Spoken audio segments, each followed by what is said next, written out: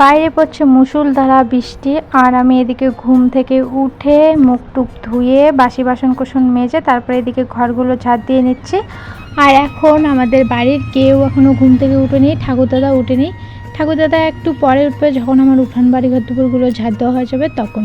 তো আজকে তো নিরামিষ, বাড়িতে প্রচণ্ড পরিমাণে কাজ, তো আমার এদিকে 50% কাজেরও বেশি হয়ে গেছে। আমি রান্নাঘরটা সব পরিষ্কার করে নিয়েছি, গ্যাসটা সব মুছে নিয়েছি, এদিকে দেখো উনানটাও কিন্তু আমি মুছে নিয়েছি। তারপরে কিন্তু এদিকে এই যে রান্নাঘরটা মুছে চলে যাব আমাদের, আমি যেই ঘরে থাকি সেই ঘরটা মুছতে। তো বন্ধুরা এখন বাজে 8টা 15, আর আমার চান করা কমপ্লিট, সমস্ত কাজ বাজ করা কমপ্লিট। আজকে তাড়াতাড়ি হয়ে গেল, কারণ আজকে যে কাঁচা যেগুলো আমাদের মাটির ঘর আছে সেগুলো তো লেপতে হয়নি, বৃষ্টি পড়ছে তার জন্য।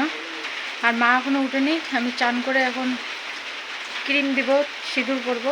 তো চলো মাকে ডাকি। আর কেউ উঠে নেই বাড়িতে, শুধু আমি আর ঠাকুরদাদা উঠেছি, আর কেউ উঠে নেই, মেয়ে দুটো ঘুমিয়ে আছে। তো চলো মাকে ডেকে তারপরে সমস্ত কাজ করি। মা দুপুর গান খুল।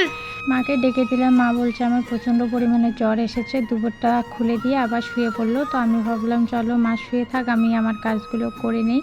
তো এদিকে এই যে মাজা বাসন টাসনগুলো গুছিয়ে তারপরে এদিকে এই যে গ্যাসের এগুলো কি বলে ওগুলো সেট করে দিলাম, দিয়ে তারপরে এদিকে দুধটা গরম করে নেব।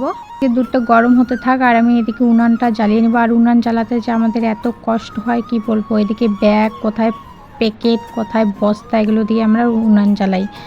আর এই যে তারপরে দুধ গরম হয়ে গেছে, এদিকে আমি ঠাকুরদাদার জন্য চা বসিয়ে দিচ্ছি, যেহেতু ঠাকুরদাদা উঠে পড়েছে, ঠাকুরদাদাকে কিন্তু সকাল সকাল চা দিতে হয়।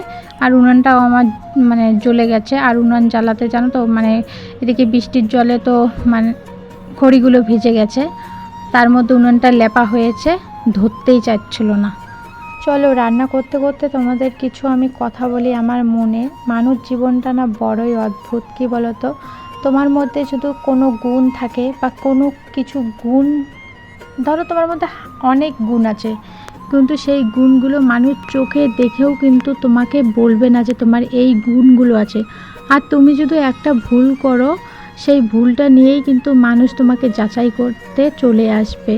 মানুষের মানে মানুষের ভালো কোনোদিনও চায় না, আর মানুষ কি বলতো, মানুষের ভালো দেখতেও পারে না। মানুষের জন্য এত করো কিন্তু কোনো লাভ হবে না, একটা যদি ভুল করো সেটা নিয়েই তোমার মানে তোমাকে যাচাই করতে চলে আসবে। তাই মানুষের ভালো হতে গেলে কি করতে হবে বলো তো, আমাদেরকে মরে যেতে হবে। কারণ একটা মানুষ যখন মরে যায় দেখবে যে সেকেন্ডের মধ্যে সেই মানুষটার গুণগান গাইতে শুরু করেছে, না মানুষটা এমন ছিল, মানুষটা অমন ছিল, কিন্তু বেঁচে থাকতে কেউ তার কিন্তু কোনোদিনও গুণ গায় না। তো মানুষের যদি ভালো হতে চাও তাহলে হয়তো মরে যেতে হবে, যখন তুমি দুনিয়াতে থাকবে না তখনই তোমার মানুষ গুণগান গাইবে, তার আগে না। তো এটাই বলছি যে ভুলটা সবার চোখে পড়ে, কিন্তু মানুষের জন্য যে করো, ভাবো বা কিছু করো, সেটা কিন্তু মানুষ একদমই চোখে দেখে না। তারপরে এদিকে দেখো আমার ছোটো মেয়ে 10টা বেজে গেছে, তবুও ঘুম থেকে উঠেনি। তো এই যে মুসরিটা খুলতে ও দেখো ঘুম থেকে উঠে পড়লো।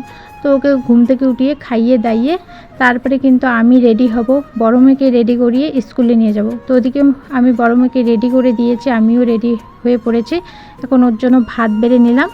ও না সকালবেলা না খেতেই চায় না, জোর করে খাওয়াতে হয়, এই এক গাল খাবে তারপরে আর খাবে না। আমি না সকালবেলা আর খেয়ে যেতে চাইনি, কারণ ভাত খেয়ে গেলে কি বলো তো হাঁটা পড়ে না, মানে খেয়ে উঠেই যাওয়া হয় না, পেটটা না ব্যথা করে।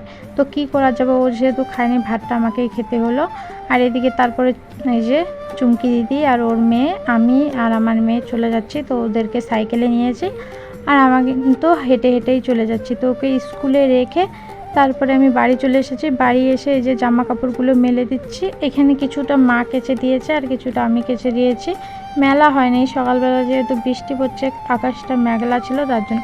এখনও মেঘলা আছে কিন্তু আকাশটা পরিষ্কার আছে, হাওয়া আছে, হাওয়া বাতাসে শুকিয়ে যাবে। আর এইদিকে আমার মেয়ে দেখো জল পেয়ে কি খুশি, জলের মধ্যে দেখো হাঁটছে, ভয়ই পাচ্ছে না, মানে ওর খুব আনন্দ। আর আমি একটা দাবত দিয়েছি, দেখো চুপচাপ চলে আসে। তারপরে দোকান থেকে পাস্তা নিয়ে আসলাম, পাস্তা নিয়ে এসে এদিকে পাস্তা বানালাম, ওর দিদির জন্য টিফিনে নিয়ে নিলাম। আর এই যে ওকে খাওয়াচ্ছি, আর ও দেখো বই পড়বে, আমাকে বলছে যে মা বই পড়াও, বলতে তো পারে না, ইশরায় বলে দেয়।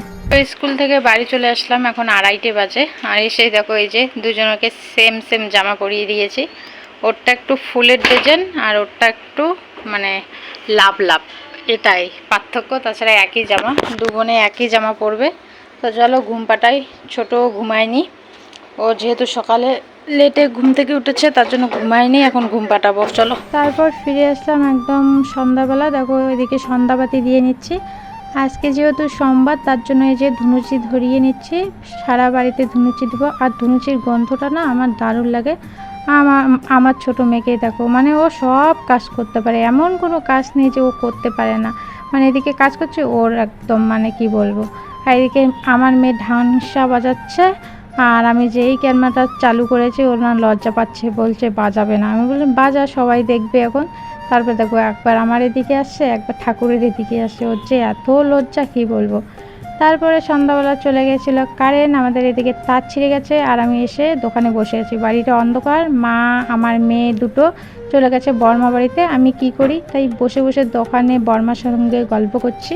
তো চলো আজকের ভিডিওটা এই পর্যন্ত, দেখা হচ্ছে নেক্সট ভিডিওতে, টাটা।